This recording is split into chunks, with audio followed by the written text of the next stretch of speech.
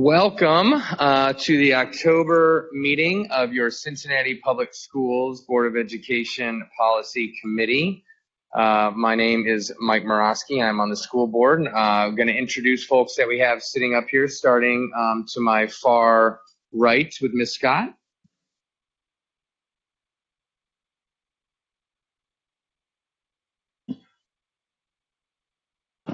Hello, everyone. Stephanie Scott, Assistant General Counsel for the school district.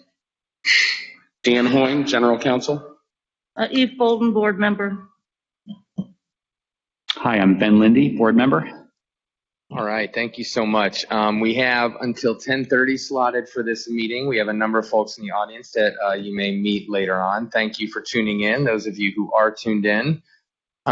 We are just going to dive right in. We have one of our friends from Children's Hospital here. I will let him introduce himself. He's here to answer questions from this committee.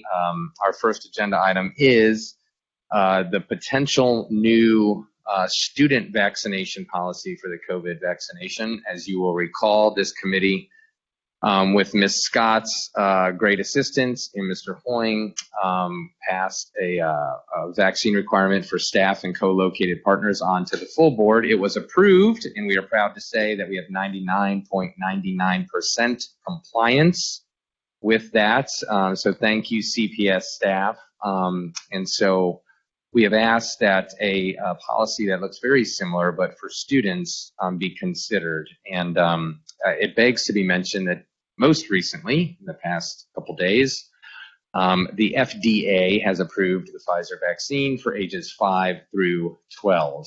And so if this vaccination were to go into effect, we could vaccinate students as young as 5 years old. And so Mr. Lindy had asked that at this committee meeting, if we could have an expert in the medical field come to answer any questions if we had them. And so in respecting your time, Doctor, if you could introduce yourself, we'd appreciate it. And then I'll let Mr. Lindy or Ms. Bolton kick off with questions. Sure. Hi, good morning, everybody. I'm Josh Shapson. I am pediatric infectious disease trained, and I direct infection prevention and control. So I am the hospital epidemiologist and infection control officer for Cincinnati Children's, and have been involved in the COVID response. I think just before questions start, I think one important clarification. So the FDA authorized emergency use of the Pfizer vaccine for ages 5 to 11. It is licensed, fully licensed for 16 and above, and then EUA for 12 to 15. So this would expand the EUA, and we're waiting on ACIP's recommendation, the CDC recommendation, although it'll come next week. Everybody expects that it'll follow what the FDA has authorized as it has in the past. Okay, thank you.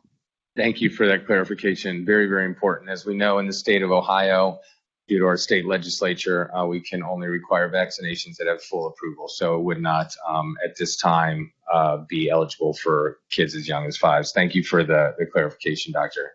So if any of my colleagues have questions about vaccination or the policy itself, medically speaking, we'll direct them to the doctor, and then we can talk with our attorneys about other implications after that if we'd like. But we'll start with our medical expert.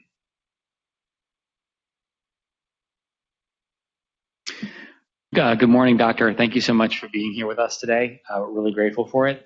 Can you just talk a little bit about, like if you were in our shoes, pros and cons of some kind of student requirement and where you would net out on that? Thanks. Yeah, and so I will speak from my own perspective, try to be as balanced as possible. I don't necessarily represent Cincinnati Children's. So on the pro side, the vaccines are effective and safe. And when you compare them to other vaccines that have been licensed for years, they measure up, if not are superior to other vaccines that we have in play. So in terms of safety as well as in terms of efficacy, and the focus will be right now on the Pfizer vaccine and an mRNA vaccine. They are amazingly effective, and from a personal standpoint, I was so pleased and am so pleased at how effective they've been. Even though news media and whatnot, they continue to be extremely effective. The other pro is that the more people who get vaccinated, the larger our community immunity grows, the more likely we are to get on top of this pandemic. For the flu pandemic in 1918 and other pandemics, we relied on population immunity. In 2009, we also had vaccine-related immunity. And what we relied on was that natural immunity would get the pandemic partially under control or completely under control, as it did in 1918. That has not happened for COVID, and I don't expect it to happen. And so the natural experiment has shown that we need more. We have our precautions. We know our precautions have their limits and challenges and potential harms. And we have vaccine, which has its limits, its deficits, and its potential harms. But when you talk about a risk benefit, I think I would recommend vaccine for absolutely anybody. Now, in terms of the cons, the first is that we're talking about 16 and older. So if you make that requirement for CPS, what is the proportion of students that you're actually mandating a vaccine for, right? So I don't know what the percentages are. There will be some schools where it's substantial and others, for example, Walnut, that's 7th through 12th, where it may not be very substantial. So if we're looking to impact population immunity, it may not do as much as we would like.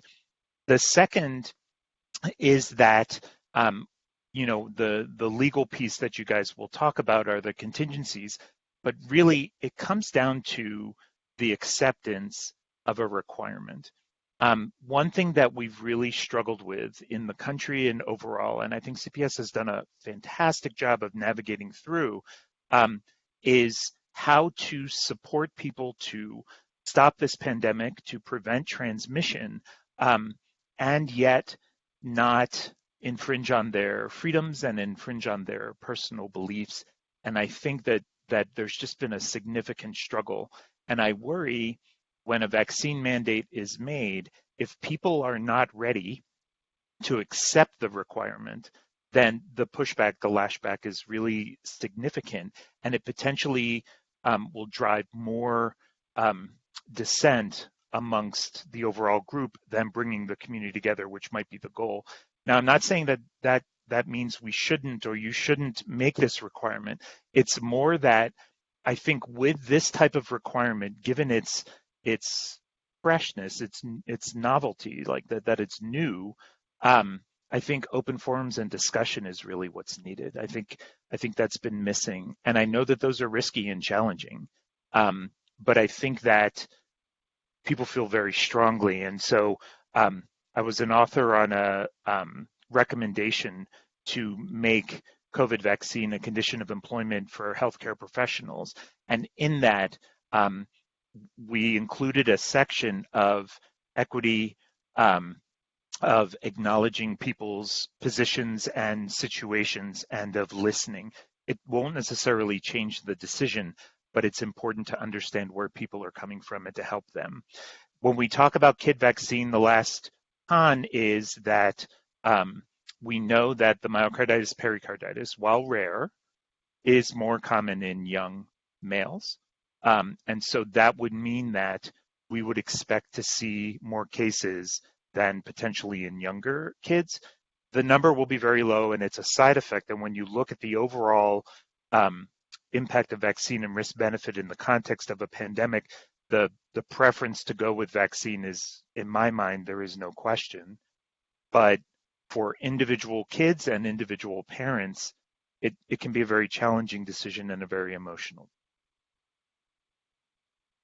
So I did all that without telling you what I think you should. Yeah, well, let me let you add that last part, and then I had one other question. Yeah, so I honestly, I can't tell you what I think you should do. I think that either decision makes sense as long as you understand its impact and do the steps that are needed in order to accommodate as many sides as possible. You can't satisfy everybody. But at the very least, if you have a plan that we're going to require this now, and we're going to have open forums and discussion, and we'll set the deadline at X. Once the vaccine is fully licensed for younger ages, we will require that, so we can start talking about that now, or we will re-examine down the road. And we encourage and strongly encourage, and so the same open forums, discussion, campaigns, education, and we'll make a decision by X.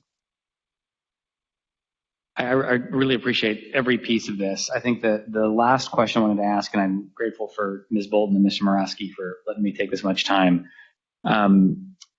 is, when we were looking at the staff requirement, I was particularly compelled by the concern that if we didn't create this weekly testing option, we stood the risk of losing enough staff that it would make it hard to keep our school buildings open. It's not a perfect analogy, but I do think there's some analogy with students and families that there's going to be some group, and you were talking about that group, that is just not ready to do it yet. And depending on the size of that group and how they respond, could have all kinds of different responses. Could you talk for just a second about, what if there were, a policy that said you need to get a vaccine once it's fully authorized, or you got to keep wearing a mask? Yeah, so I think that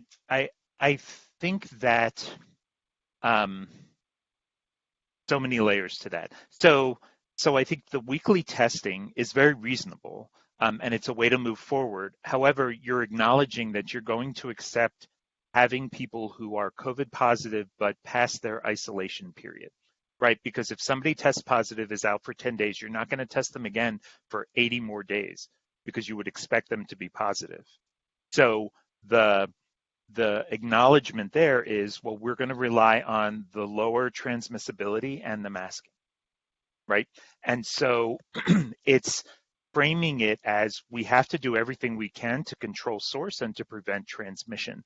You can make a similar argument that a vaccine is not a pass to remove your mask while community prevalence is high, because individuals who are vaccinated can still get infected and can still transmit at a much lower rate, but it can still happen.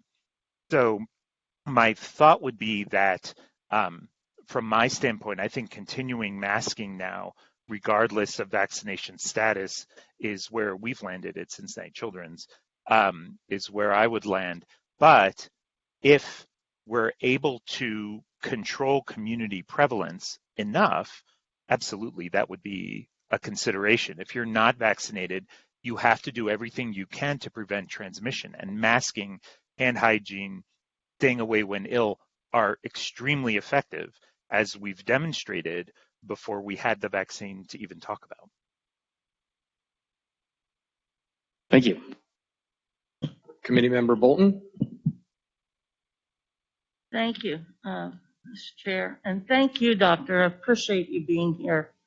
It's very, very helpful. And we actually couldn't really explore this or deliberate about this without your expertise and your colleagues.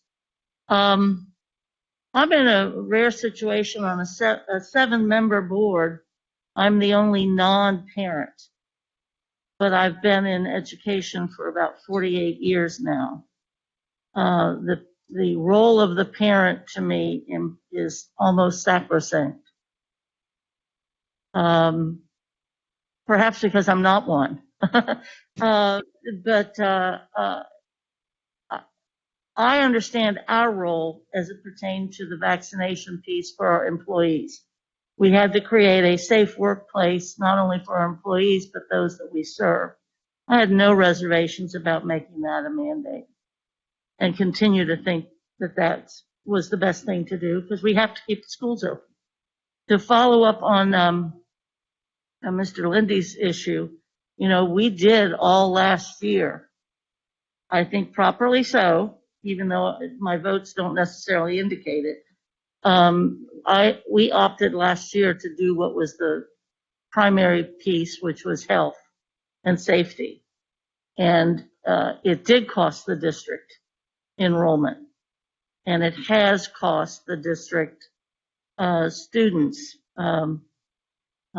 more than delay, but even perhaps unwelcome development issues. So I think making any kind of decision like this, I think you're right to mention in your presentation, this could and might actually cause families to leave the district. So believing that the district offers the most choices and challenging opportunities in the region, I would hate for them to go anyplace else. I'm worried about the testing because the testing has now become at a cost to people having the tests in some areas and would be difficult. So the testing versus the vaccination piece is of concern. Could you talk a little bit more, and you touched on this very well, but just for my better understanding, could you talk more about the transmissibility, the issue among the youngest as well as the teenagers? Yep, absolutely. So, and first of all, thanks so much for having me and for the opportunity to talk about this. It's very, very hard to get straight answers, partially because very little is black and white in the world, let alone with COVID. And as we learn more, we try to balance it, but news headlines tend to be very definitive. It is this, it is not this. So in terms of transmissibility, there are a number of factors that you would consider of the likelihood of if somebody is COVID positive, somebody is COVID negative, the two are within certain proximity, does the COVID negative person become positive as a result of that exposure, right? And there are a few factors. One is coming from the individual who is COVID positive. How symptomatic are they? Are they coughing, sneezing, generating droplets, projecting droplets out? Or are they asymptomatic? Are they masked or unmasked? And are they vaccinated or unvaccinated? Because if they're vaccinated, if they have symptoms, it'll last for a shorter period of time, meaning that overall they will shed less virus, so fewer virus virions will get out from them towards others, and they will have milder or no symptoms, meaning that they won't be projecting droplets the way somebody else might.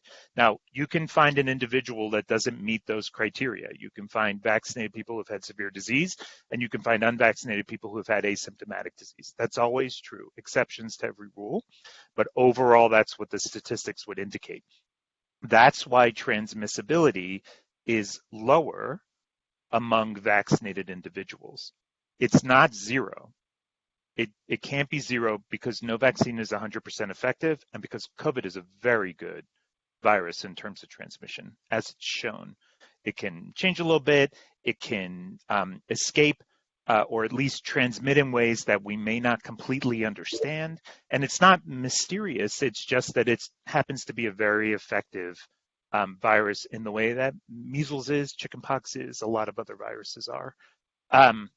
So I think that that's really where I land. And then the other factors are about the host, the susceptibility, and whether or not the host is vaccinated or masked, right? We can control 2 of 3 of those. The susceptibility is a genetic and environmental thing that is very hard to define. We try to put it in age groups, but COVID again has defied that. So for most viruses, younger kids get worse, sick, symptoms, and older adults. COVID, it's been older adults. And even now and then very young kids, but now with Delta predominating, we're seeing more pediatric illness. And so teenagers and school-age kids, but it's still not at a scale as we would see with RSV, with flu, with other of sort of our routine respiratory viruses. So the way that I look at transmissibility is, and then the ultimate thing that influences all of this is the infectious dose of the virus. How many viral particles does it take to create infection? And that number is not known. And so we don't know exactly how contagious COVID is from that standpoint. So the fewer viruses you're exposed to, the less likely you are to transmit. And that's where all of our interventions are targeted, because that's the best that we can control. So source control, somebody who is symptomatic or somebody who may be COVID positive, masked. It will capture almost all of the viruses, most of the viruses. Avoiding symptoms, coughing, sneezing, etc., in school and other areas, they won't be projecting virus out into the ethers and exposing others. The ones who are exposed, same thing, masking, etc. When you put vaccine in there, the risk goes down, but it doesn't go to zero. But it does go down considerably because you've taken an extra step. And the best thing about vaccines is that it's a 2-dose or a 1-dose intervention. If you think about hand washing, which is absolutely effective and wonderful, you have to remember to do it. And you have to remember to wear your mask, and you have to wear your mask properly. Vaccine, you get a dose, it's done properly. So the reliability of vaccine is extremely high. It's the difference between anti-lock brakes and pumping your brakes. You don't have to use your brain. And so I think, to try to answer your question, overall, kids can transmit. Kids tend to be asymptomatic, although we're seeing more symptomatic kids. They are not necessarily super spreaders. And, yes, there are articles saying, oh, it looks like it's coming from kids. I think that there's a lot of data in all directions, and very, very hard to navigate it out. But I think that when a child is vaccinated or is taking precautions, and especially both, the risk of transmission is much, much lower. Does that answer your question adequately? Yes, that was wonderful. Thank you. That helped a lot. Appreciate it. Thank you. Thank you, Mr. Lindy and Ms. Bolton. I do not have any further questions, because those were the meat of the issue, in my opinion. I'm pretty staunch in my belief we need this policy. And so we can have that discussion now and look at the changes that General Counsel has made, unless there are any final thoughts or statements for the good doctor from Children's. Mr. Lindy? Trying to think of the right way to ask this question.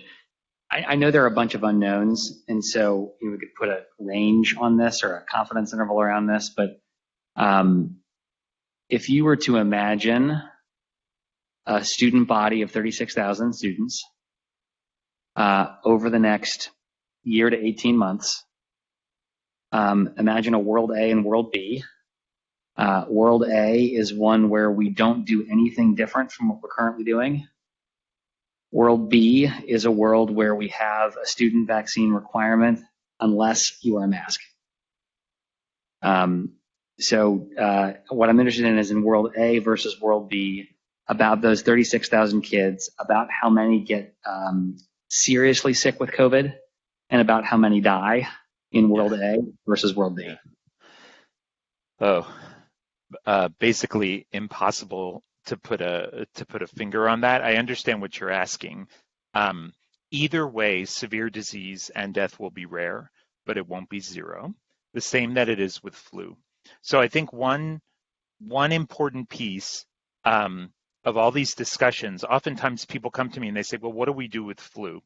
And you have to ask, do we do an adequate job with flu? And I would argue that we don't.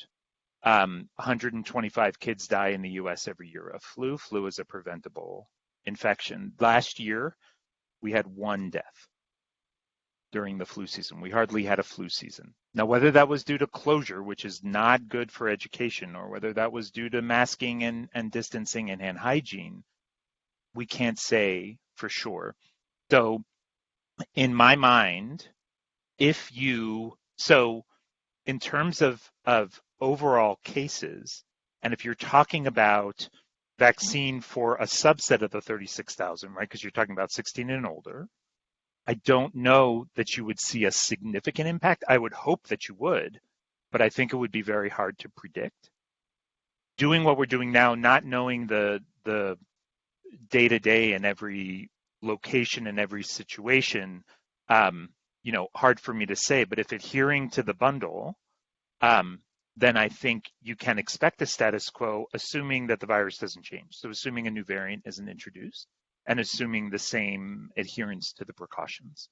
Like I said before, I think having that type of policy is reasonable, right? So vaccine or masked unless vaccinated is reasonable. But one thing I didn't mention is just think about the practical implementation. If you have a school where there are people who are ineligible for that, and so how are you going to police that? How are you gonna make sure that you're following every single piece and who is going to manage that? I think that's a operational consideration that is beyond me. But to try to answer your question, Mr. Lindy, I would say that my guess would be that the vaccinated situation could have lower transmission, therefore fewer severe cases, therefore fewer deaths. Whether that would be statistically significant, I think is a good question over an adult beverage. Thank you very, very much. That's very helpful. Thank you for doing your best, Doctor, to answer Ben and Eve's awesome questions, even the ones that you can't really predict right now. So we'll give you a few minutes of your life back here, unless Ms. Bolton has any closing. No? All right. Well, hey, thank you so much. We really appreciate you. And I know it was kind of short notice, so thanks for making a half hour for us this morning, Doctor. Well, thank you guys very much, and thanks for all that you're doing. It's crystal clear that schools need to stay open for our children, and you guys are tireless in trying to make that happen. And thank you for that and for taking such good care of our kids. Our pleasure. Not to speak on behalf, but I think I can in that one. It's our pleasure. Thank you so much. All right, bye-bye. Okay, so we have our questions answered. We have a new policy with a few revisions from the last time we met. The most substantive for the public's edification and folks who are in the audience, being a sentence that Ms. Bolton had suggested that I thought was great. Ms. Bolton had brought up the point of, well, if this is going to be a thing, whether it is or not, we don't know yet, but if it is, it should include language that makes it malleable enough that we don't have to revisit it every time a new age group gets approved. And so that sentence refers to eligible students shall mean all students eligible to receive a COVID-19 vaccine that has received full approval of the Food and Drug Administration. And one more substantive change, and then I'll open it up to the committee to discuss with the council, was new students shall be advised of this requirement and required to present proof of vaccination, and then the addition is for enrollment where applicable. So I'll just see if anyone has any questions for General Counsel or any opinions about this. I know Mr. Lindy, for those of you who weren't paying attention at one of our last board meetings, had expressed his support for it. That's at least two of us. I know Ms. Bolton has some very valid, I don't want to say reservation, but valid concerns or questions about it still. So that's good too. So I'll open it up to either one of you all at this time.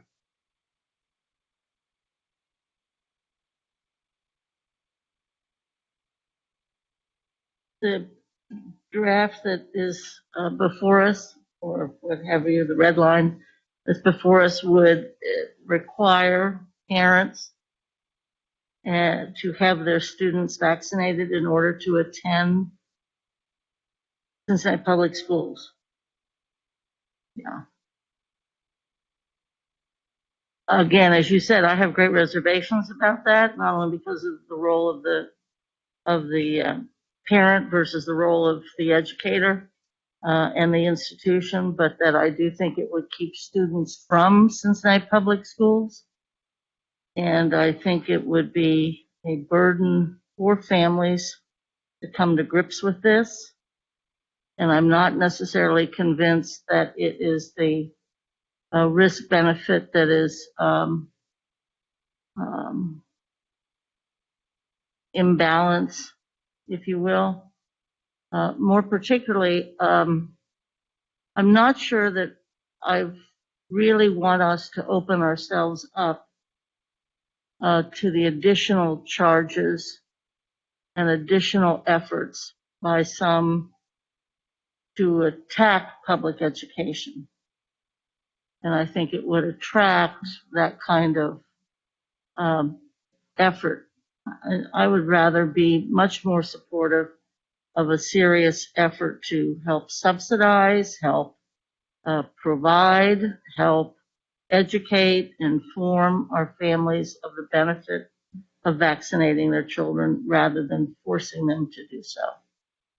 I'm very, very cognizant of a proper exercise of power. I think it is proper to make these demands because we do about other things. And as a person that's now, I think, in this room, at least old enough to have lived through the polio epidemic and what that meant, I take this stuff very seriously.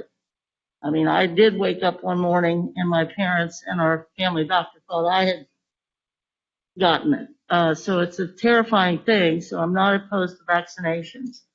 But at this time, I don't see that the benefit of it outweighs the cost of perhaps losing children, inconveniencing families, and taking power that I think we have to use very sparingly. I appreciate that. Thank you, Ms. Bolton. Do you have anything, Mr. Lindy? Yeah, thanks, Mr. Moraski. And I think, as may have come through in some of my questions to the doctor, I think that the version of this that I am, inclined to support is one that creates some kind of alternative for families like we did for teachers. I think the rationale is a little bit different, but it's also similar. And that's why I was asking those questions about, you get a vaccine or you continue to wear a mask. I mean, that's kind of moot at the moment because everyone is wearing a mask, but God willing, we're moving towards a world where that will not be true at some point. And at which point I think there would be a difference. So that's my current thinking, but very happy to talk more. And that carve out is that the carve out at the last sentence, couple sentences of this policy, Mr. Lindy, does that suffice for what you're talking about when it says vaccine eligible students who are unable or unwilling to receive the vaccine shall be required to submit a negative COVID test once every 7 days? Does that cover it?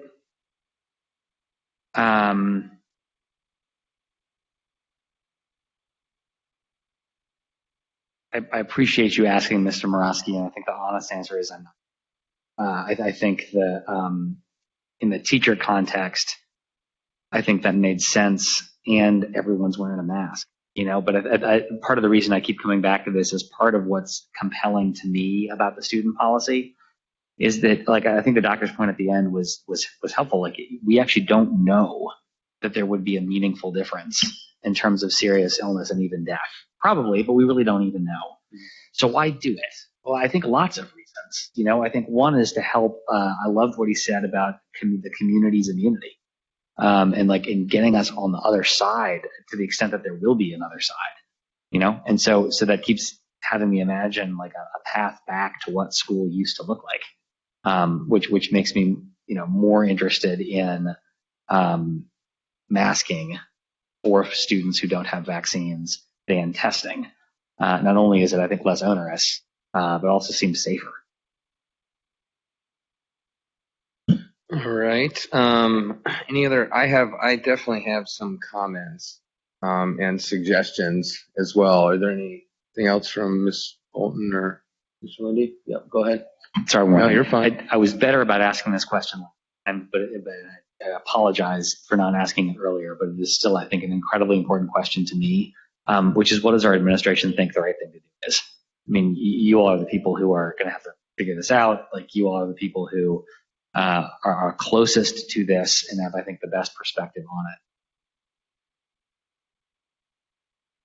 I mean, one thing that we can add, I guess, from the last meeting, we had kind of provided some overall information about what was going on nationwide. And so since the last meeting, there hasn't been much more movement. So really the information we shared last time, so there's not many districts currently doing this, but there are some large ones that are. So the state of California has moved to basically add COVID to their list of required vaccine from K through 12. So as soon as it does receive the full approval for all age groups, that's what they'll be doing. And then also DC is also considering a bill actually right now. We should know that resolution within the next couple of days of making it mandatory for all eligible students beginning in mid-December. So other than those two examples, as the doctor was referring to, it would still somewhat be of a novelty, but that's kind of an update as far as nationally what's going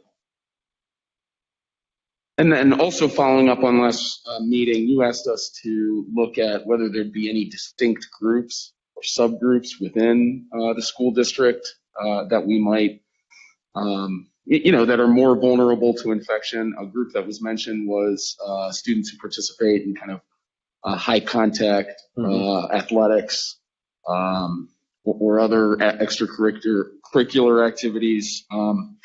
I reached out to Josh Harden, who runs our athletic department. He talked about how the athletic department has supported all student athletes getting vaccinated, but he also talked specifically about some of our coaches' efforts to make it kind of a team ethic, to say we do not want to be sidelined, and many of our teams have, by having one infected player cause us to have a lot of close contacts. And so there have been coaches, many of our coaches are really pushing it as this is a way to keep our team on the field. So that's been done by our coaches.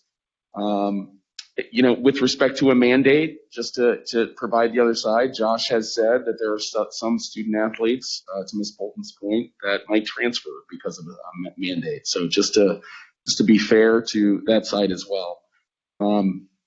That's kind of some of the discussion we have. Beyond that, I think, kind of the considerations we talked about last time are still considerations this month. So.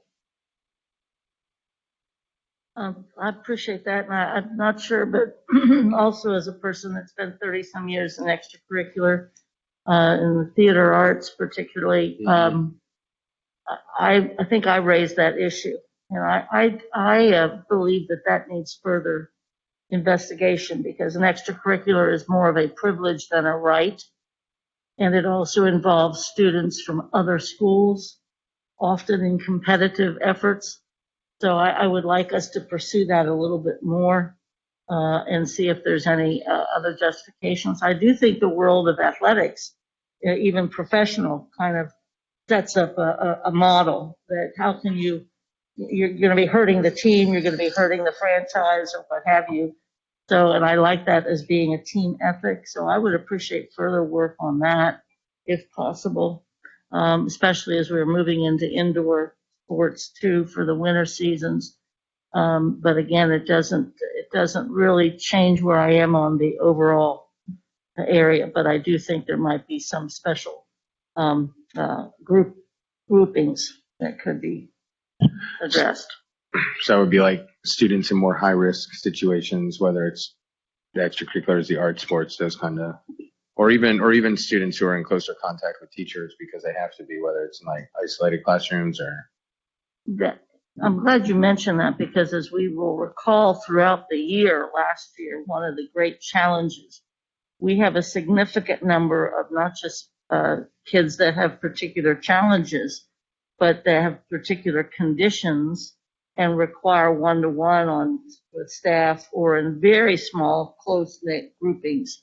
I think that's probably another area to be thinking about. Thanks for mentioning that, No problem. Mr. Chair. No problem. That makes sense to me too. So, all right. Well, I'll try to wrap up this conversation best I can. I again certainly appreciate the doctor being here. I appreciate Ms. Scott's work on this, Mr. Hoying. Appreciate Mr. Lindy's points, Ms. Bolton. I think Ms. Bolton, as per usual, when we do not align on something, you always give me the most food for thought of people. So you win that superlative. You definitely have given me food for thought on this policy. I remain committed to my belief that we should have this policy.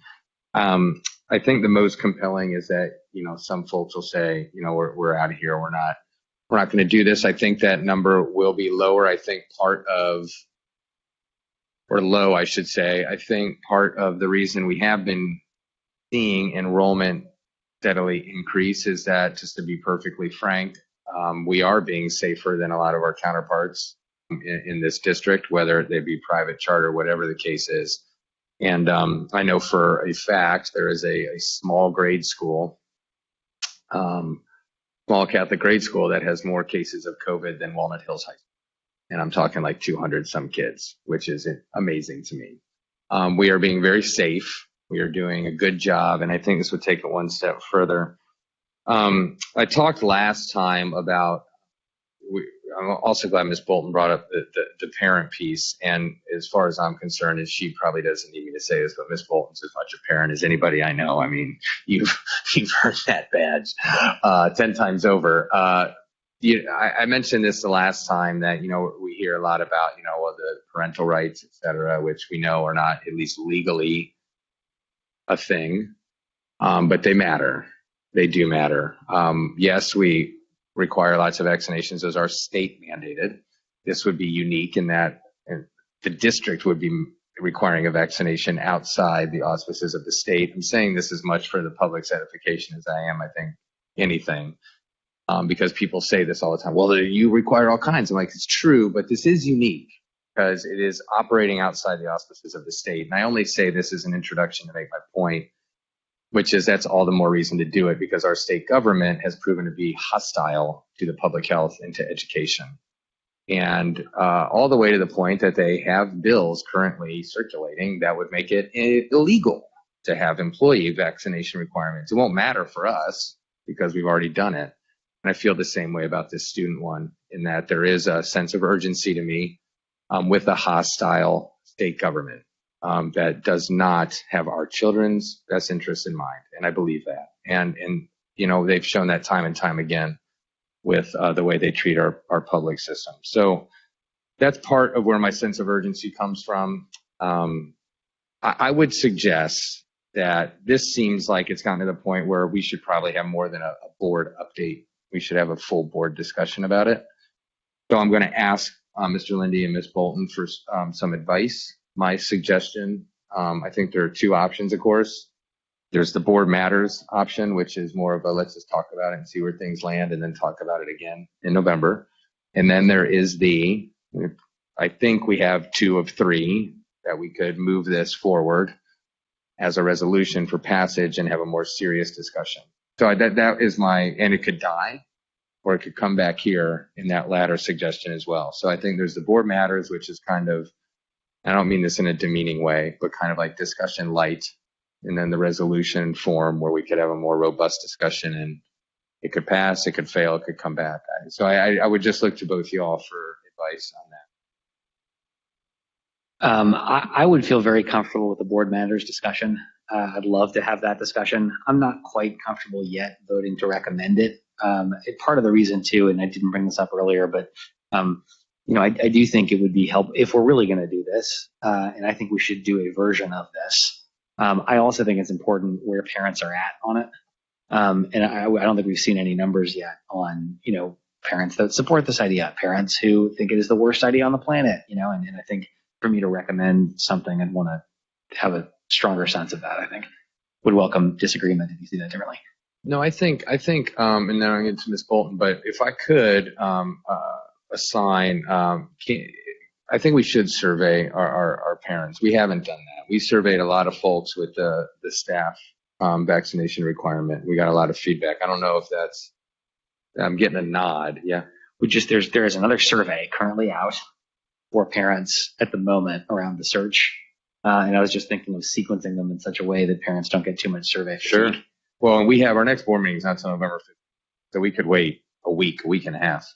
So yeah, I agree with Mr. Lindy. Maybe wait till November 8th. That sound reasonable? It could. My thought is to ask maybe Krista or someone, just because we talked about a number of different things around parent input, including that new survey tool that was going to give us better demographic information. And what I don't want to do is throw a wrench in a plan. Sure. but have it all sync up in such a way that it's coherent. Great. Ms. Boyle, would you be comfortable coming down and letting us know your opinion on this? Like if it would be too much or if it would derail any other things you have going on? You may. You may. But Ms. Murphy's not allowed to defer to anybody. Sorry. Yeah, we don't want to derail anything, Ms. Murphy, so. Good day. We certainly can make adjustments in the plan that we currently have and launch a vaccination questionnaire. No problem. And I do think the interest is to wait till the search survey is over. It's really finding a later date than that. Will do. But I would suggest you probably know the best time to do that, as long as it's after the search. Not after the search, but after the search survey. And what have you. Can we agree as this committee that the top value then would just be to have some version of that data by the next full board meeting? Is that fair? Would that be fair to say? That doesn't mess anything up. That doesn't mess anything up, regardless of what. We don't care when it happens, as long as we have something to look at by November 15th. I'd just like to have the opportunity to talk with POSIP Okay. on their timeline for their whole scope of work. But we'll have that conversation today. That would be my only concern. Great. No, totally. Yeah, absolutely. And so if it is possible, we'll rephrase, if it is possible to have some version of this data, hopefully robust, diverse, et cetera, by November 15th, that works with the timeline with POSIP, then we're good. If not, then we could perhaps, we could still leave it on board matters. And then we could have the data by our next policy committee meeting.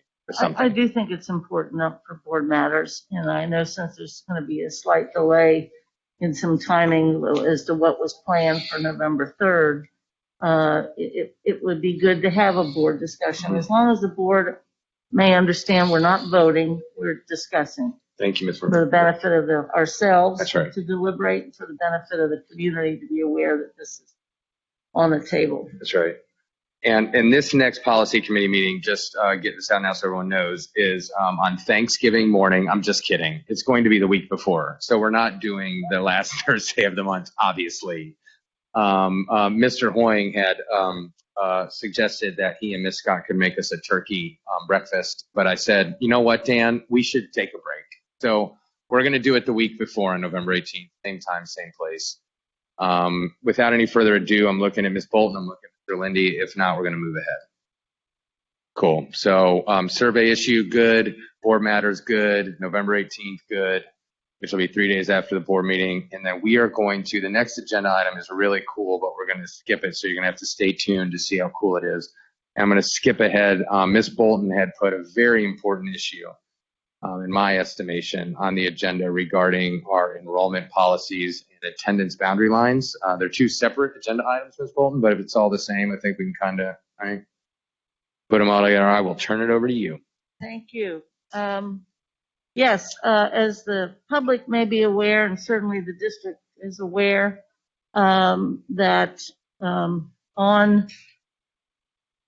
for a number of years, actually, the district has been evaluating the way it is organized, the way it provides particular services, the level and spectrum of choices available to our families and our students, and have made great strides in adding programs, in eliminating the campouts, if you will, at Fairview, and instead going to a more equitable effort regarding lottery.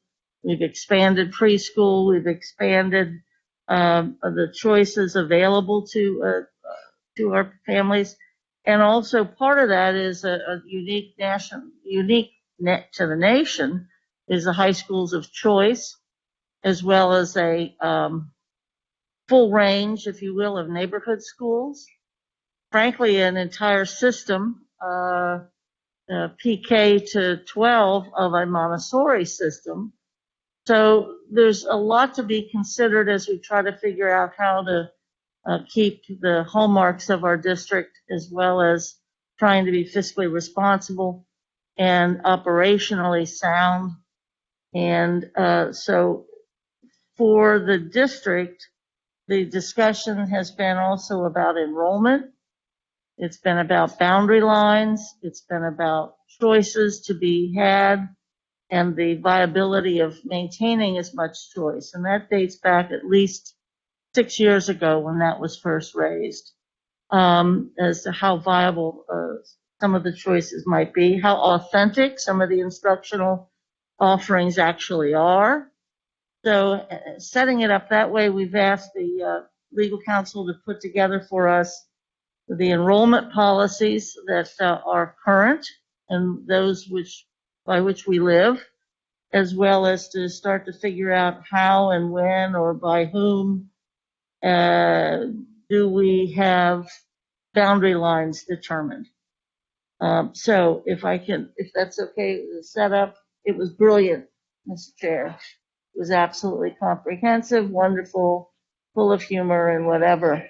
Yes, Dan, they sat down after that. So now that you're back, we will ask the attorneys to give us some advice about the policies they've provided us and some of the things they may have found out. Thank you. So I included in your packets the three, I would say, primary enrollment policies for students living within the district. So that would include 5120, which relates to enrollment in neighborhood elementary schools. The general rule being, if you live in an attendance zone, you are entitled to attend that school. The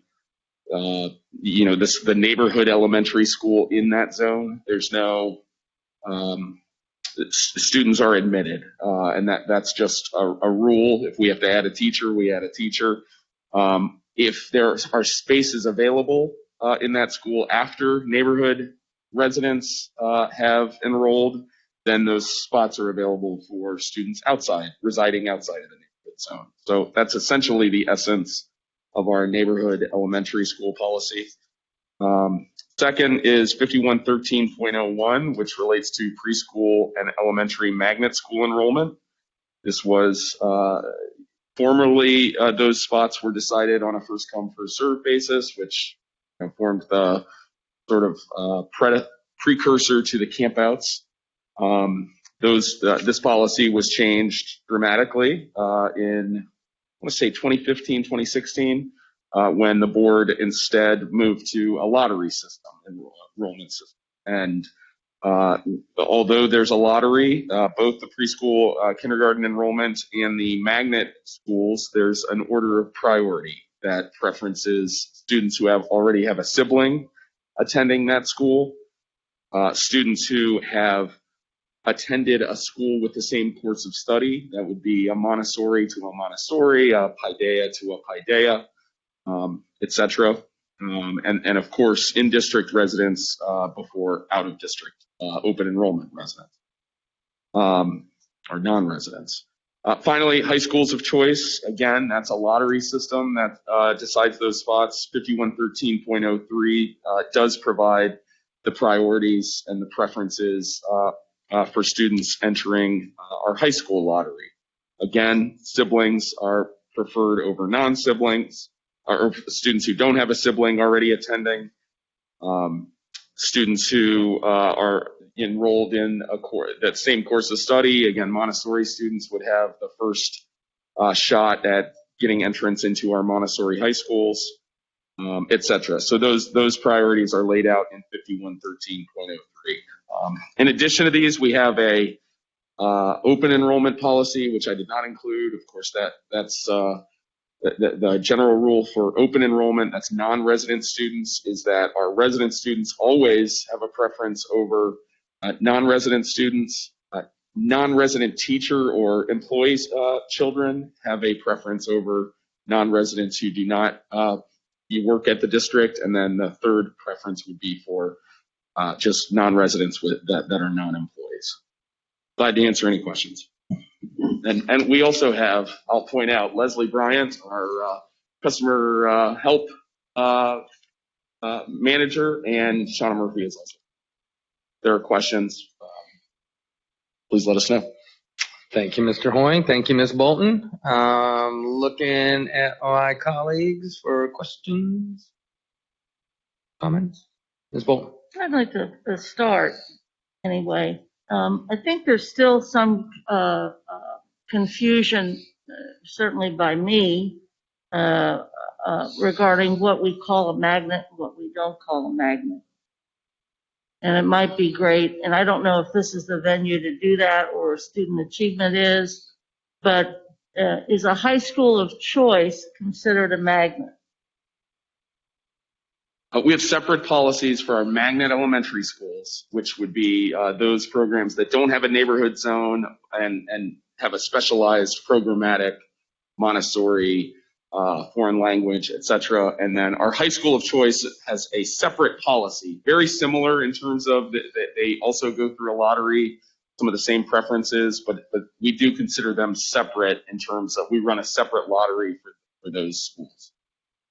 So I think it's usually Mrs. Bates that clears me up on this. She has said that high schools of choice are not magnets. Yeah, we do not consider them magnets because there are no neighborhood. So the definition of a magnet in Ohio law relates, and it's not called a magnet, it's called a, look, as Leslie starts to make her way down to the podium because I'm getting out of my area. The definition relates to when you have a, you got to go one more down, Leslie. She's coming. A magnet refers to a school that is not your neighborhood. So that's the difference at the elementary level. There are neighborhood schools for every resident of the district. At the high school level, CPS does not have any neighborhood high schools. And so every school is a school of choice. Leslie, your button is right here.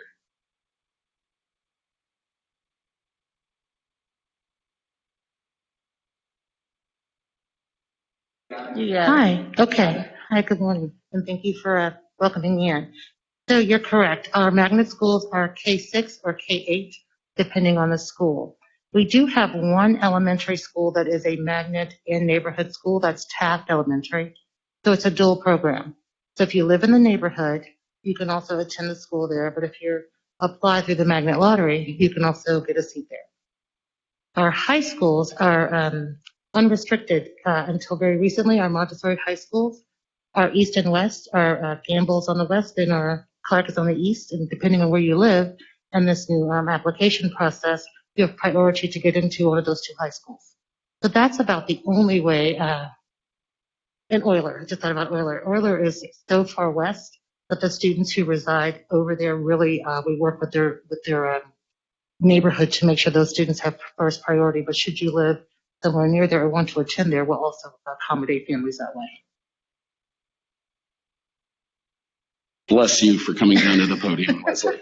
No problem. Thank you. I'll stay. If I could, so the high schools, because they don't have boundary lines and are district-wide, and it's one of the hallmarks of our choice. It's also one of the things that's financially difficult to sustain.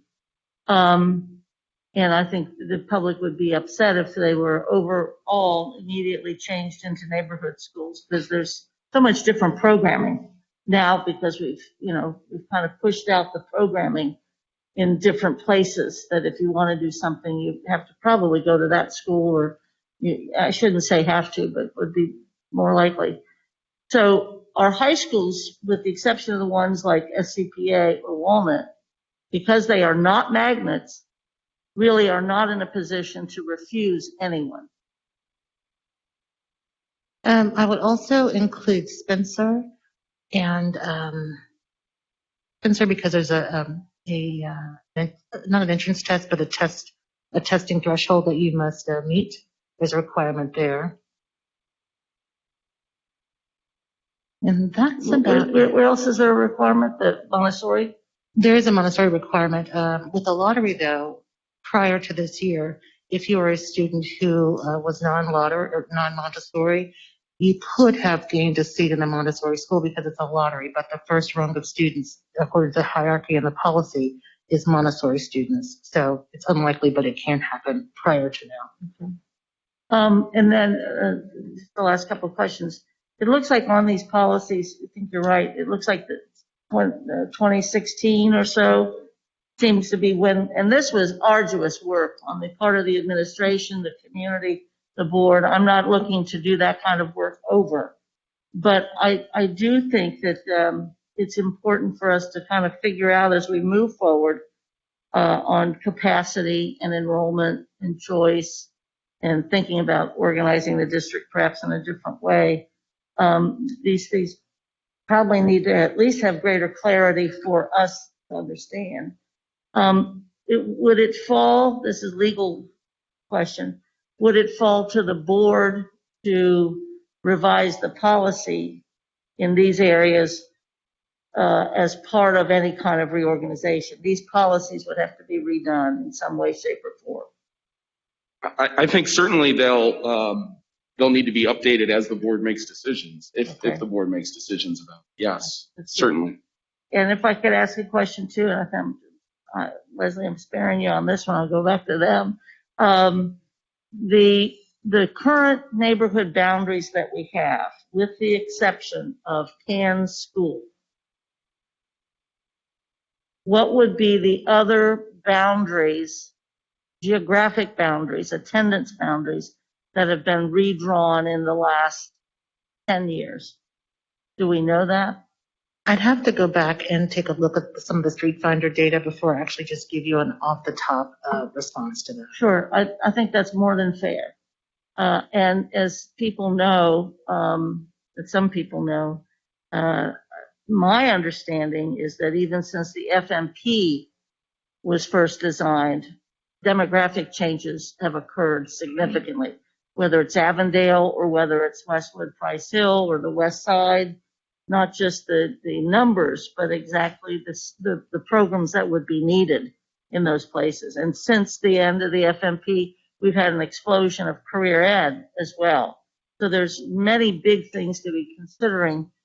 My biggest concern is that the current boundaries that exist, with the exception of Cannes and maybe a couple others, maybe like LEAP or something, I'm not sure which, the magnet, which is a what, but and although this has cleared it up a little bit for me, I appreciate that. These boundaries, these attendance lines were drawn more than 2 decades ago, probably 3 decades ago, and they were drawn under different federal rulings by the courts than exist today, which I think is critical because as an old neighborhood person, we grew up in Sailor Park and College Hill, okay? I have a very strong sense about neighborhood belonging. And even several years ago,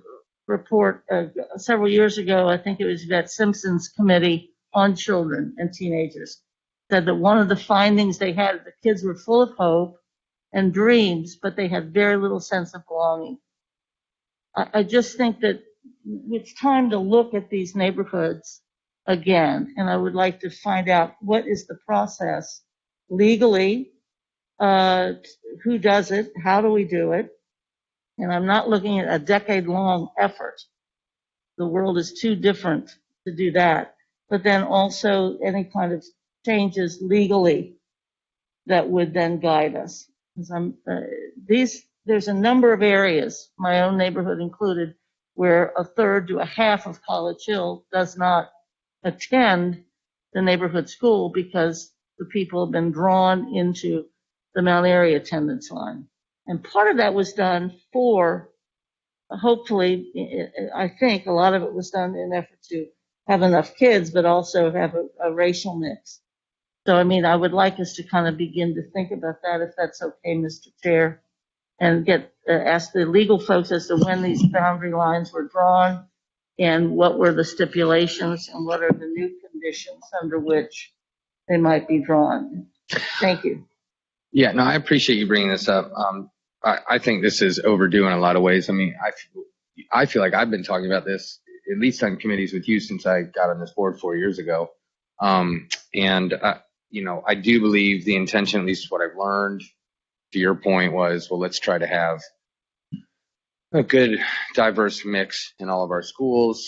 And is it possible to honor the neighborhood boundaries and still do that? If it is, let's do it. If it's not, then we need to consider something else. Or you look at the CANS experiment, which seems to be working, where you have 3 full neighborhoods bonded into one school. It's diverse organically. You look at Pleasant Ridge Montessori, where I used to live, like you, very connected to whatever community I'm in. Mr. Davis, when he was here, talked a lot about the high school experience too. And this is, I'm going to get radical with it and talk about neighborhood high schools. Mr. Davis talked a lot about, the climate, and this particularly among the students in a high school where kids are coming from all over and they have different identities and connections to the neighborhood or even the street down to the block. Can cause some strife in a school as opposed to maybe having that old traditional neighborhood high school feel. So I think that's something to look at as well. This is a lot. This is like the next few years of work and strategic plan type stuff. And then I'm just going to throw out one more thing that I've been kind of a pain in the butt about, that I'm going to start being a pain in the butt about again. So just fair warning to everybody is I think open enrollment's lost its relevance. And, we can have that conversation while we have this. I think it's part of it.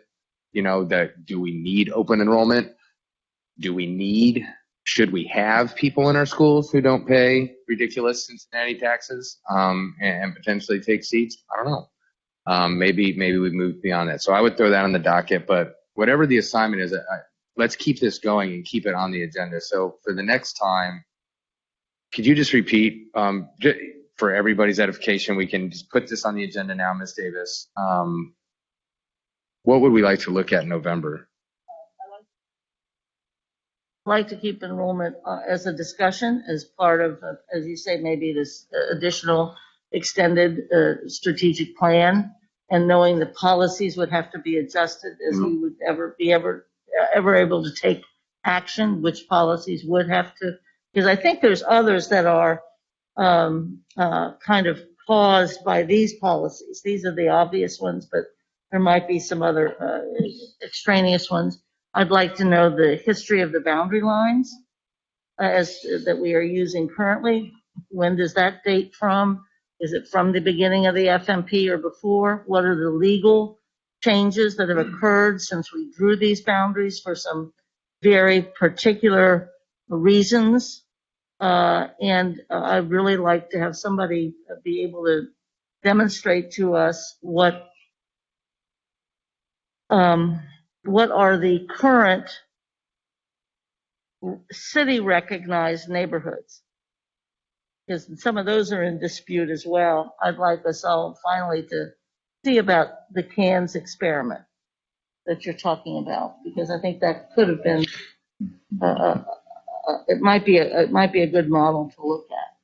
Great, perfect. And I'll just add, Ms. Davis, if we could have within that also, and then Mr. Hoying, I know we've talked about this, I feel like a lot of times, but maybe just a quick 2-cent history on open enrollment, why we have the policy.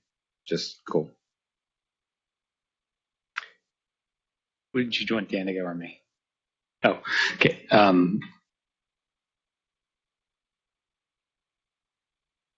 Okay, cool. I don't want to interrupt anybody. I think this conversation is fascinating. And a lot of this history is stuff I don't know and I'm just incredibly interested in. And I think all these issues around access, around race, around equity, and who gets a neighborhood school and who doesn't, and who has access to transportation to what schools and who doesn't, is just incredibly important. So I'm very interested in this. It also reminds me a little bit of some of the Meridian Plan discussion that we were having for the board retreat, in so much as who goes to what school and why on a macro scale. And what I did want to share, I have the same reaction here that I had then, which was that this is really important. We should absolutely talk about it. It would feel better to me if it is part of a whole and as part of a big picture strategic look at where have we been, where are we, and where are we trying to go.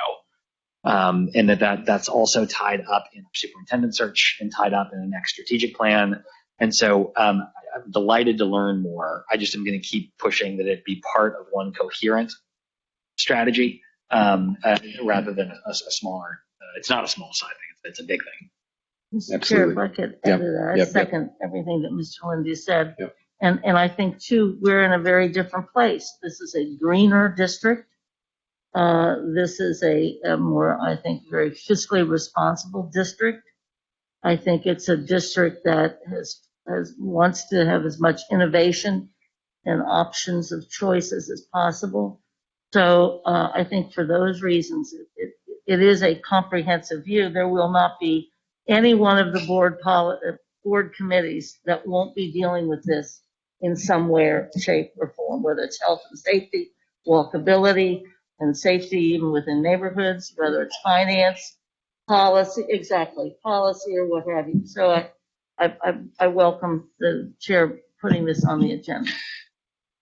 Yeah, not to be too melodramatic, but I mean, this issue, again, I think is the issue for the next few years. I think it's one of the biggest things we're going to tackle. I also second everything Mr. Lindy said and Ms. Bolton said, so good. We'll keep it on.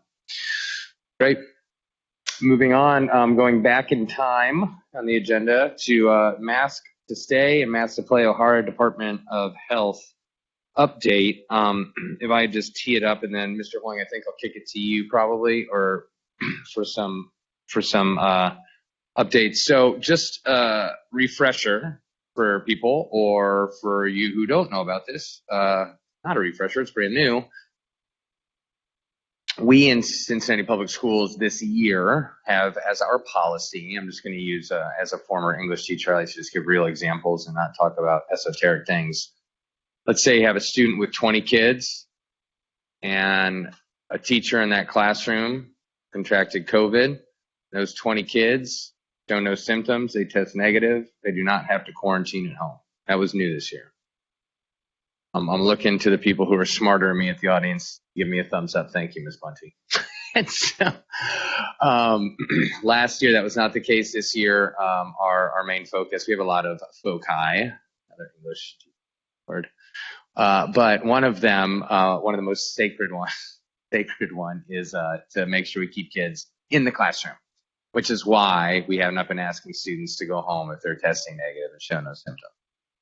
There was a kind of a interesting little loophole. We operate in a larger paradigm of the county of Hamilton and the state of Ohio, and Ohio Department of Health had issued guidance that our own Cincinnati Health Department took and interpreted a certain way and then passed on to us. And that was that, say you have the same classroom, these same 20 students, and they're in an after-school program in that same classroom, in that same building with their same friends.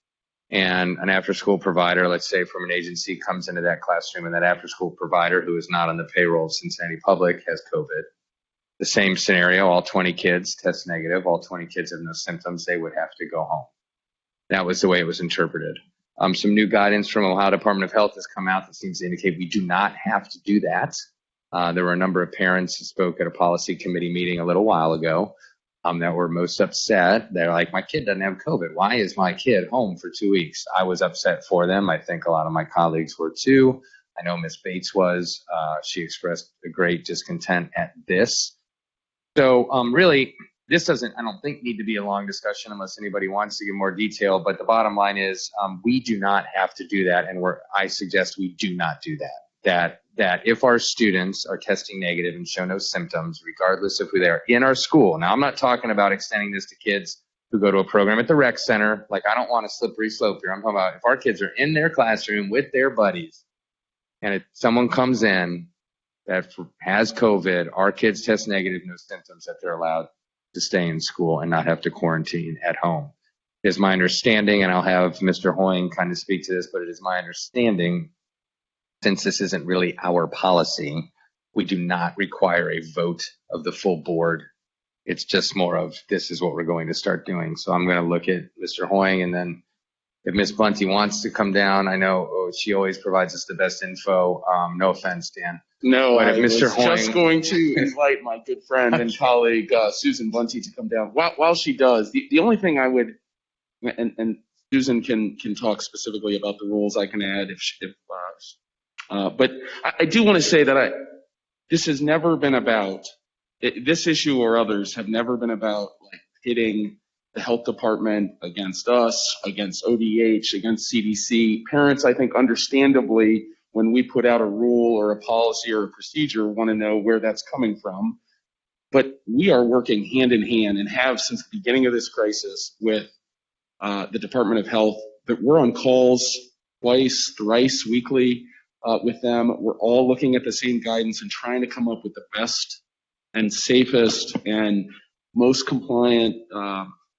So I just want to say we have worked hand in hand. It's not one agency against the other. It's not one agency trumps the other. We're trying to do this together. So with the new rules, Susan, do you want to step in on some of that? No, I just wanted to say thank you to the board's commitment for looking at this and really keeping it at the forefront of our work. We are very grateful that ODH presented a much broader view of what school is so that we are able to have our after-school providers be able to follow the same K-12 quarantine guidance. I also just wanted to clarify that our students don't have to test negative so that if they are in a situation where they are close contacts, they stay in the environment as long as they're asymptomatic. So, but we are very excited. And a bit of glimmer of hope, we've had 28 schools who have 0 cases of COVID for 14 consecutive days. So that is a very positive thing that I wanted to share. That is awesome news. Holy cow, why don't we know 28? Wow. So I'll say that again, 28 schools with no cases of COVID, student cases of COVID. That's really impressive. That's great. Thank you, Ms. Bunty. And thank you for the clarification about the testing. And thank you, Mr. Hoying, for making it crystal clear that, yeah, this is this time of COVID, you know, things are changing quite literally by the hour. And sometimes things get lost in the mix. You just need to ask the right question or have the right advocate in the community ask the right questions so we can get clarity because, yeah, we are in this arm in arm. Cincinnati Health Department, Ohio Department of Health, and doing our best for everybody. So thanks, Ms. Bunty. Thank you, Mr. Hoying. Unless there's anything from my colleagues, we're going to move on. Great. So we are now at the continued review of policies 1100. This is district organization, very, very important as well. And I'm going to kick it over to Ms. Bolton one more time to sort of tee this up. We have a large PowerPoint in front of us. I do not assume we're going through this entire thing. No offense, but I hope we're not. But I'm going to kick it over to Ms. Bolton to start the discussion. The committee knows I'm a bugaboo about this and have been for a while for any number of reasons that don't need to be repeated. I do think two recent developments and recent situations that we've been in, whether it's transportation or whether it's the departure of the previous superintendent, this has been in a state of flux from a personnel matter to an operational matter. So this is a fluid document, and a lot of people have the letter I in front of their position. But I think the issue that I've tried to raise is that the organizational chart needed to be, according to policy, down to the operational level. It does look as though it's there or very close to there divisionally. And now that we've seen these, and I really appreciate the separate sheets, and it would be great to then, now that all this work has been done, it'd be great to put it on that big sheet that actually shows the branches and the line of communication and the line of authority instead of the separate sheet. So if this can be somehow put together, great work. Thank you for getting down to this level. And then we'd like to see it, because I think as we try to attract candidates internally or externally, it'd be great to be able to see it. It also is something that the board, I think, has something to do with, because the organizational chart and the organization, according to policy, is developed in order to attain board vision, mission, and goals. And therefore, we have to see that that's what that is. We don't have the expertise to make the organizational chart and no interest in doing that. But indeed, it is organized by the superintendent and treasurer to meet our goals and our vision and our mission. And it'd be great to see the authority lines and be able to show that to anybody coming in. Just like, and I will say this is off topic a bit, Mr. Chair, It's all but good. we do is, Ms. Boyle has found out too, that even with our search firm, we are now also responsible for describing our district, as well as indeed describing our community as to why you'd want to come here. So for anybody that's interested in applying. So this is great to have this on one sheet and the board be aware of it. It'd be great. Thank you. And then the follow-up for the next meeting, would you like to see? Okay.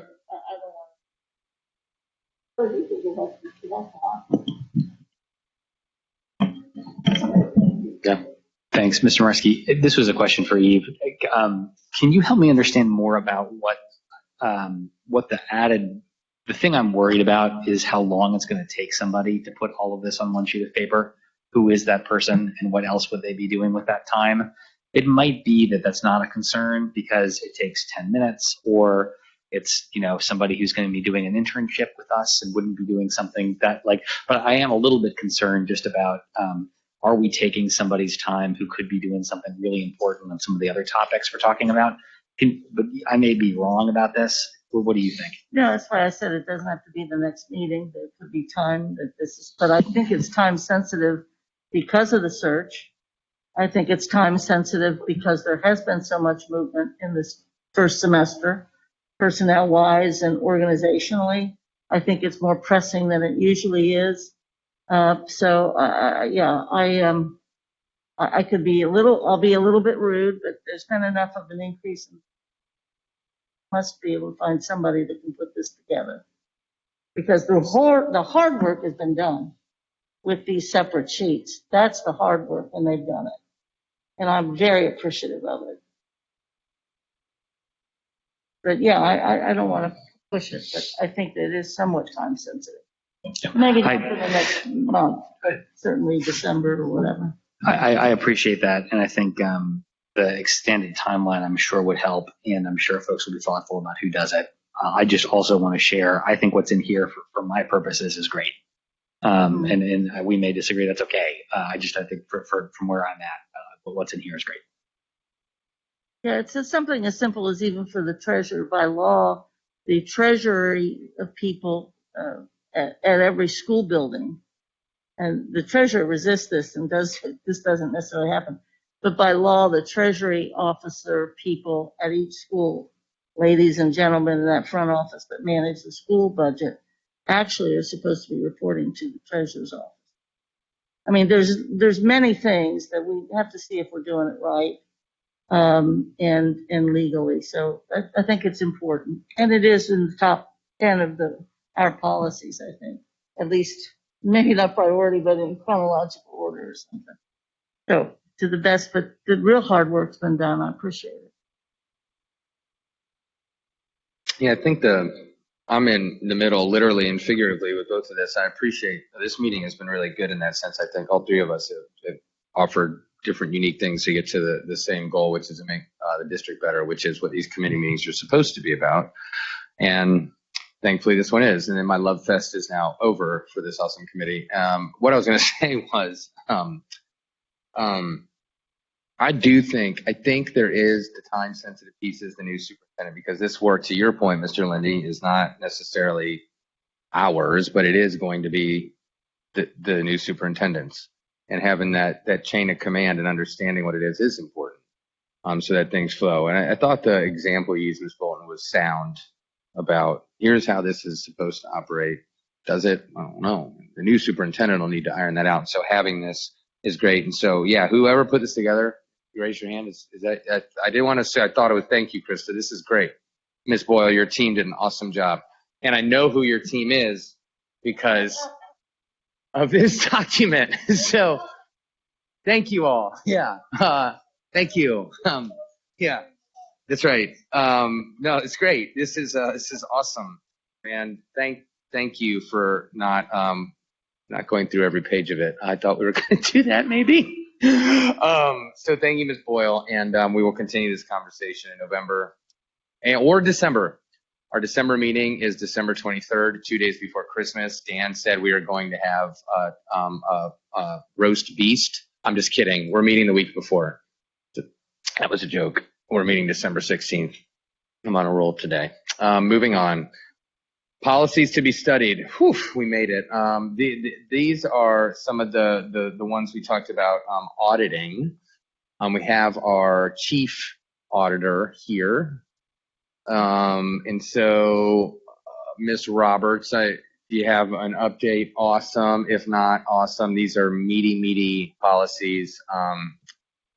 And we have 4 minutes. No, I'm just kidding. Obviously, we're going to go a little over 10:30. You're fine.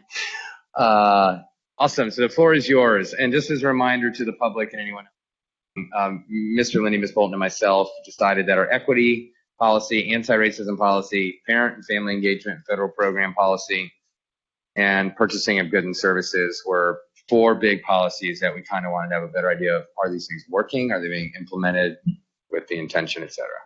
Wonderful. Good morning, everyone. Thanks for Morning. including me in today's agenda. So we had the opportunity to meet with our audit committee yesterday evening, and Ms. Bolton was there in attendance. So I'm sure as we converse today, she can kind of share some of their perspective as well.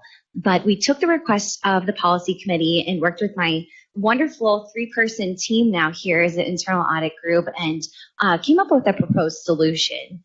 But I first want to say, I think our understanding of the request from the Equity Policy and Equity Committee is to really get a sense of, for these 4 selected policies, are they being implemented? Do we have evidence that they are being implemented? And does that evidence show that we're getting the intended result? And so what we thought we would do to start this conversation, because I don't believe this has really been done in this methodology before, is start with these questions that you see listed on your memo that I think Dan has for you right there. So you can see there are 2 sets of questions. The first set of questions is addressing the management procedures. Does management have written procedures that address the board policy? And so our hope is to go through and identify procedures for each critical aspect of each policy. And then further, is there evidence showing the procedures have been implemented? And as I mentioned before, does that show the procedures are providing the intended results? So my thought on this is working with our general counsel as well as PLT, and really will be the facilitators of this conversation, providing the prompt and then requesting management to show us what has been done to date. So I think the intended result of this project would be we'll be able to see what aspects have been addressed and to what extent thus far, and provide feedback to the policy committee about things that may need a bit more attention and work moving forward. And then through the conversation we had with the audit committee last night, I think they were on board with this approach to do what we call a limited scope advisory project. But they suggested if we wanted to do a more thorough, maybe data analysis, things of that nature, that we could include that in our annual risk assessment to be included in our annual internal audit plan. So that's kind of a summary of where we stand today. In terms of timing, we'll work with management to see, this will be probably a heavier lift from administration to provide us with supporting evidence. So we'll start that conversation and certainly keep you all up to date as to a projected timeline. Super impressive. Thank you, Ms. Roberts. I'll turn it over. Yeah, Mr. Lindy. Thank you very much, Lauren. I think, so I'm definitely more interested in the second question than the first one. And what I'm worried about is it's not that creating procedures aren't important, but the spirit from my perspective of this is like, do these policies cause something to be different in the CPS world? And so it would ultimately boil down to like, well, are those procedures being applied and what evidence do we have? So I love the second question. if the first question is helpful for you, awesome. Please don't do it for me. And then I think, can you just say more about this questionnaire? Like, what I'm worried about is a world where it's easy to say we're doing something. Like, it's harder to have, in my framework for this is, at a manufacturing company was responsible for a number of our audits. And so people from external companies would come in and just walk the floor, and stop random people and ask them, what are you doing? How do you know how to do that? How do you know that's the right thing? And then they would check that against our own internal procedures. And so I would be much more interested in something that is small and randomized, but all the way down, versus something that is big and comprehensive, but still only gets at the what are we saying we're going to do, as opposed to what's actually happening. Yeah, that's a great question. And I think the reason we started at that macro level is just to say, before we go out to the school level, what are we really looking for? And especially because some of these policies could be a bit subjective, and certainly us with an accounting background, while we can, provide expertise, really having a procedure and criteria gives us the eye of what to look for. And so that's our intention through, I use the word questionnaire, but really will be a dialogue, but also a prompt for management to show what has been done thus far. And so my goal then ultimately is to see what kind of evidence is provided. And then in the future, as we kind of see, where we stand with each of these policies, perhaps it would be a good idea then to say, okay, we hear there is evidence supporting this action taking place in our schools. So our team then could go out to the schools, observe, ask questions, and try to obtain real world evidence of that occurring. But I kind of view that as the second phase, perhaps, of a more detailed review. It's hard for us to go out and ask the questions if we don't know yet what is being done and what evidence could even exist. I think that everything you're saying sounds super reasonable. I think the thing I'm a little worried about, and I don't think this is the end of this is not, and therefore you should do something different. I think it's just more for us and thinking about the future. That's going to take a while, and then we spend a lot of time and a lot of staff resources reviewing policies and updating them and rewriting them. And it just feels at least as important to be checking whether or not they're being implemented as it is to be creating new ones and updating old ones. And so, like, if you think about the pie chart of like how do we spend our policy time, right now it's almost entirely reviewing and writing and creating, with just the very tiniest sliver on checking are they actually. And I think over time, I think it turns on what we find, But like if we find that there's actually really hard to find evidence that these policies are doing work in the world, I think we need to adjust that pie chart. And reallocate time around, trying to do a smaller number of things and making sure they take hold, as opposed to doing a larger number of things and keeping our fingers crossed. And I don't want to sound too negative about that, because you may find information that is fabulous, in which case my worry is totally unfounded. But I think the end of this is, this sounds like a good thing to try. The committee's going to change before we get to the real work of what would come from this. And I just hope whoever's on the policy committee next time can keep that going. Sounds like we have a new chair candidate. Ms. Bolton? Yeah, I would be remiss if I didn't say, and I appreciate the auditor not saying this, there was some concern on the part of the community audit committee that this was kind of beyond the realm of what they do or what they think they're authorized to do or what they want the internal auditor to be doing. They had a degree of comfort, the degree of comfort it was on the procurement one and also on the federal process regarding family engagement. They felt that was more in line, but I think the internal auditor made a good case as to why this was being asked of her. And I know the reason we asked is that nothing personal, but if you ask people that are supposed to be doing it, are you doing it? Chances are they'll say, yes, we are.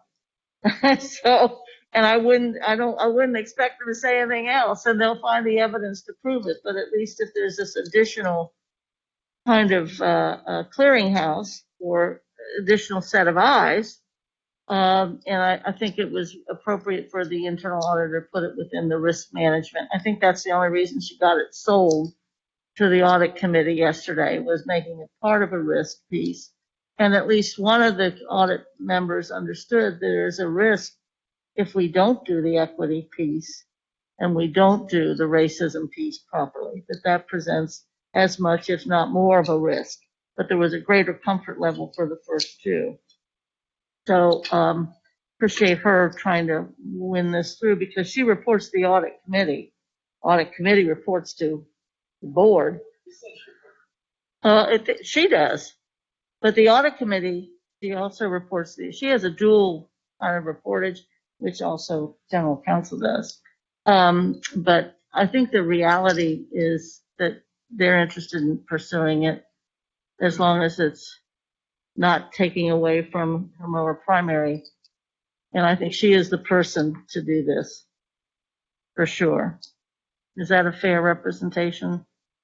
Okay, good. Thank you. Is there anything else on the committee? Or Ms. Roberts? Thank you. Thank you. And I would also like to thank Ms. Emma Williams, and welcome to Cincinnati Public Schools. Looks like you started 3 days ago. Welcome. And Mr. Isaac Karn, thank you. I know this because of this document. Thank you, Ms. Boyle, and your staff, who I could name if I took, I'm not going to do this, I promise, for everything today, but I'm really excited about this massive document. Thank you, Ms. Boyle and your team. Awesome. I also like this because I can go ask all these people to be my connection on LinkedIn, which both of you will find in your notifications very soon. and so that we can tag each other about our great meetings. Okay, moving on. Not yet. Back to the audit committee piece. They will be bringing to us probably in December some, it seems like every second month or something, we have to reform and change the audit committee charter, but they will be bringing proposed changes to it. Maybe in December, if Ms. Davis will remind that of us, that'd be great.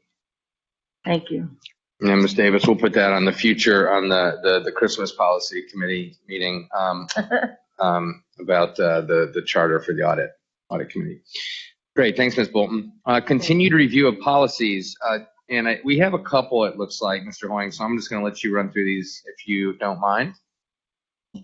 Yeah, nothing time sensitive about these at all. So if you'd rather review them for the month and work through November, that's fine. One I'll start with, though, is at the last board meeting, we had proposed revisions to board policy 3112 and 4112. And I believe it was board member Bates who said, why are we passing two versions of every policy?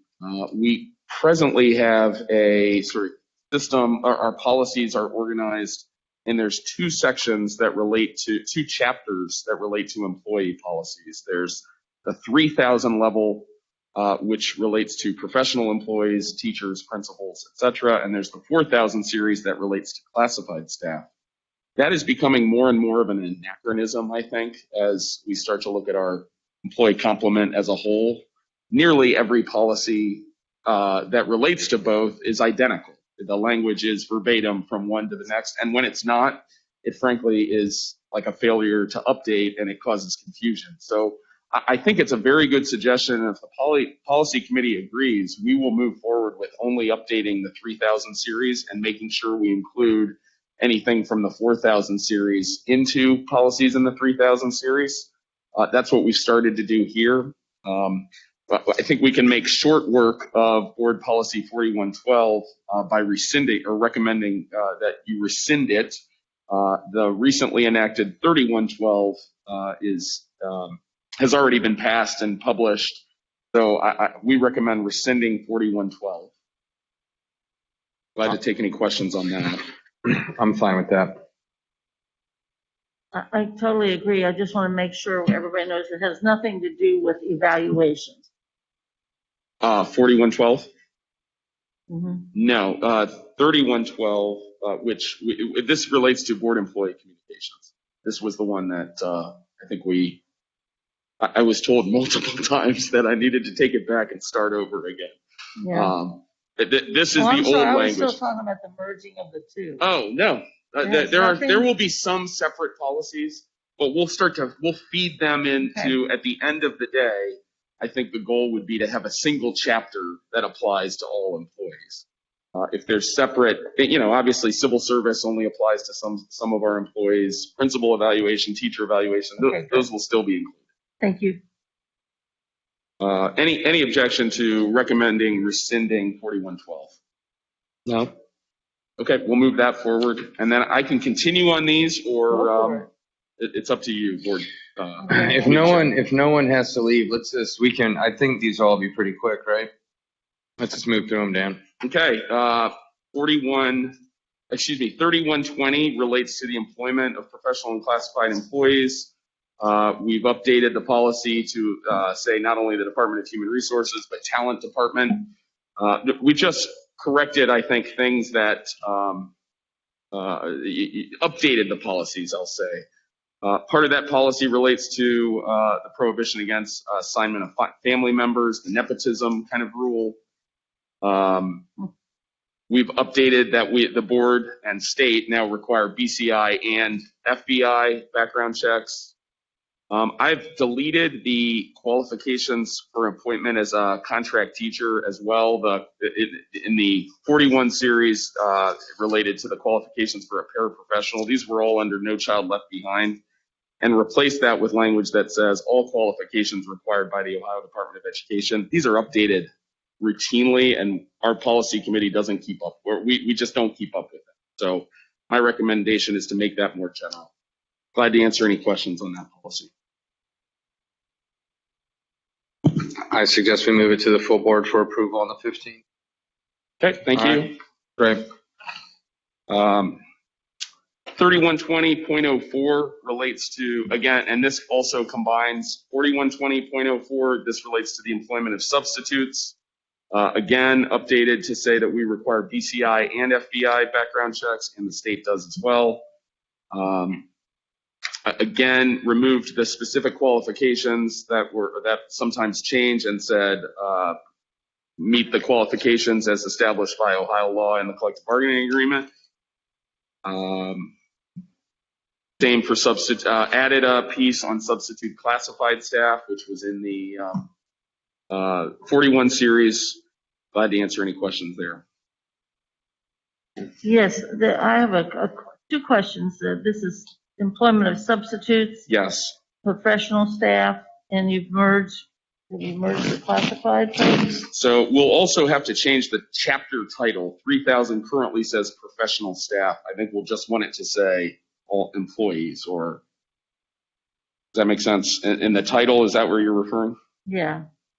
And then do you differentiate by underlining the teachers must possess the valid Ohio professional? That's why I included teachers, because, and then there's a separate sentence on the second page.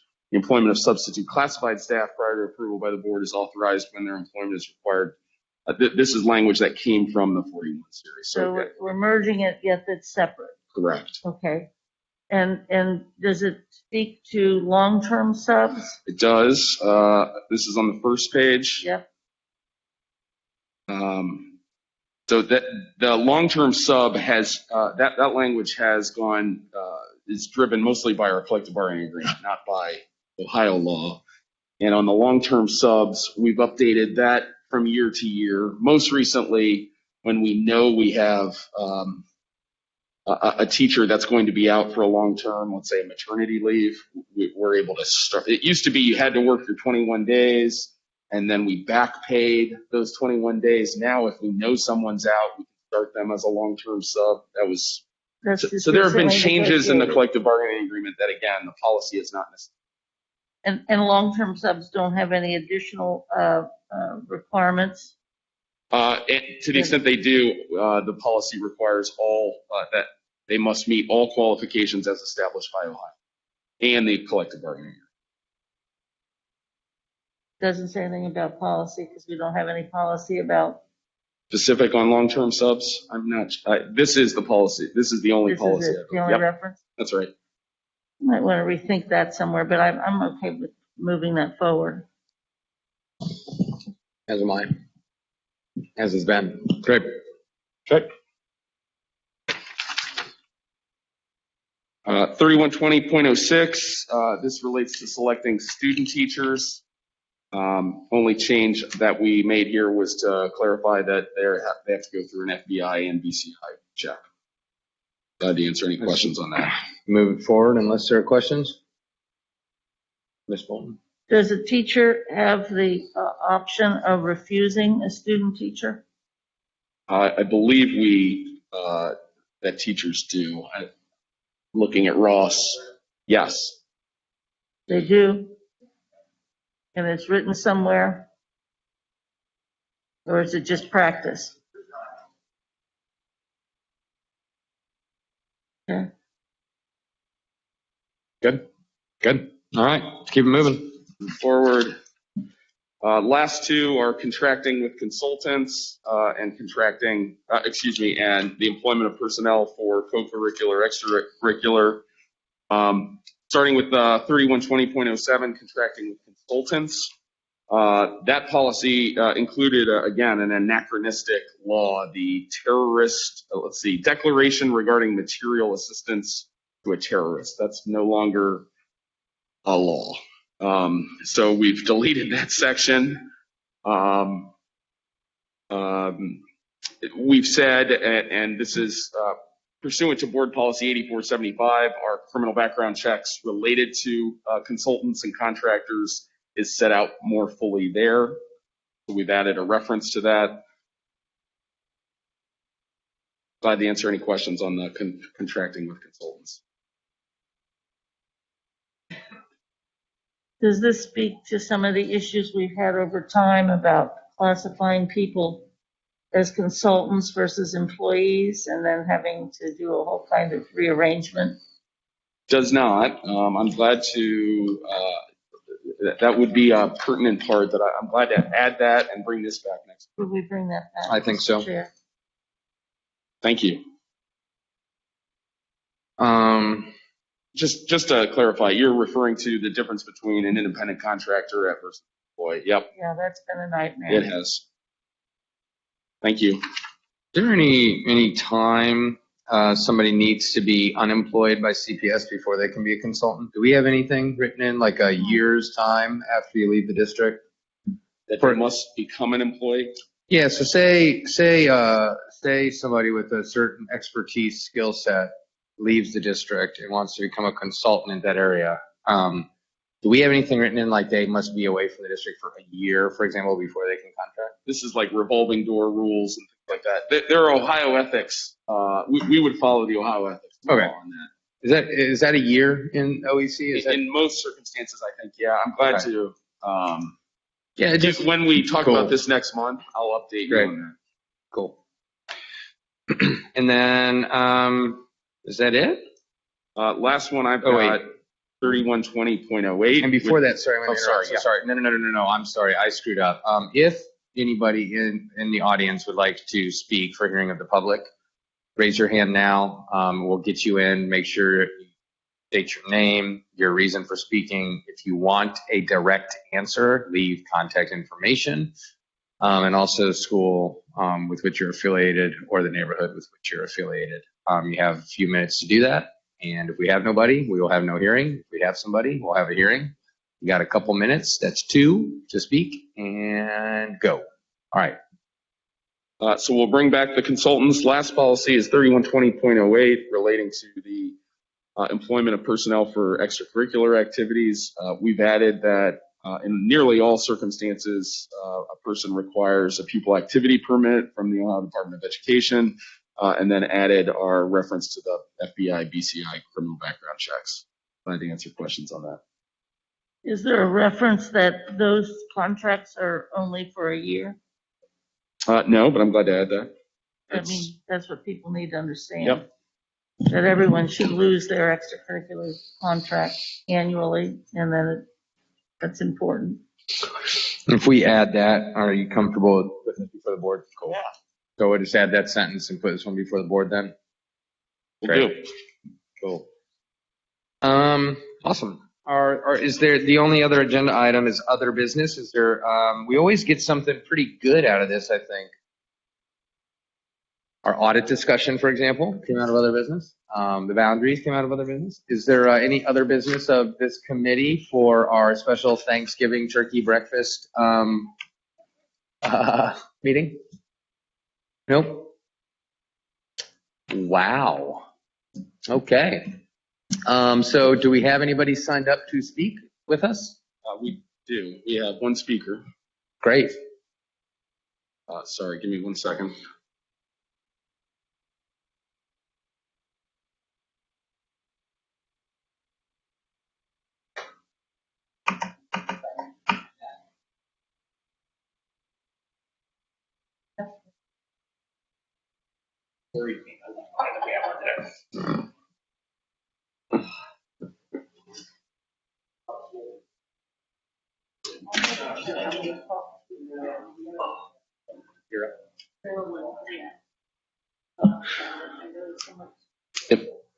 Christina Logan is our speaker. If you'll accept the invitation, you can speak at this time. All right, there she is.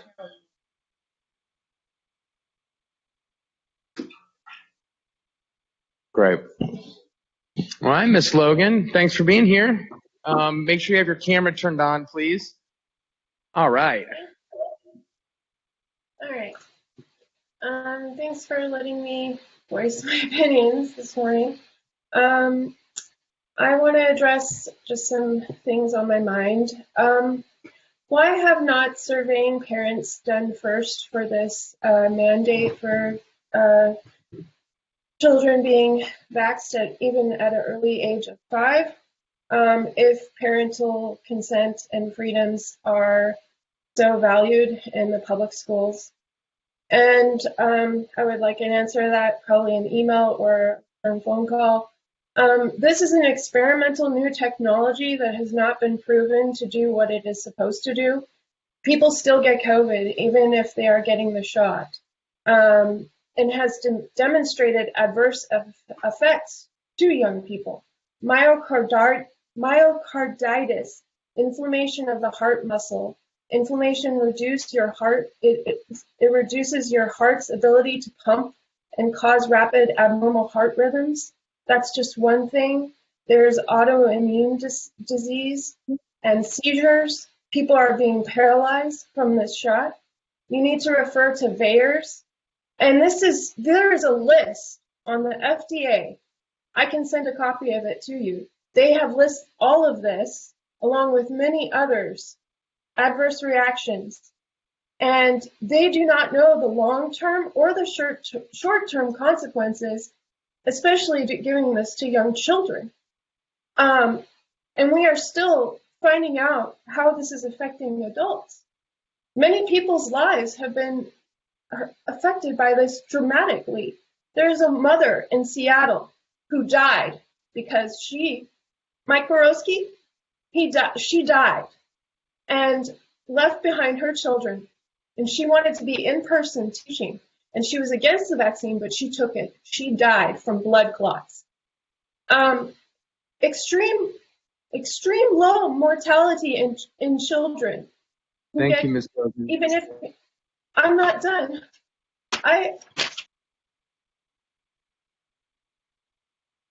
All right. Ms. Logan, you can feel free to email me in any of those items you referenced at moroskem@cps-k12.org. But we do honor our time commitment. So thank you for your opinion. And sorry we don't have more time. But that being said, unless there is no further business, meeting adjourned. Corey, do you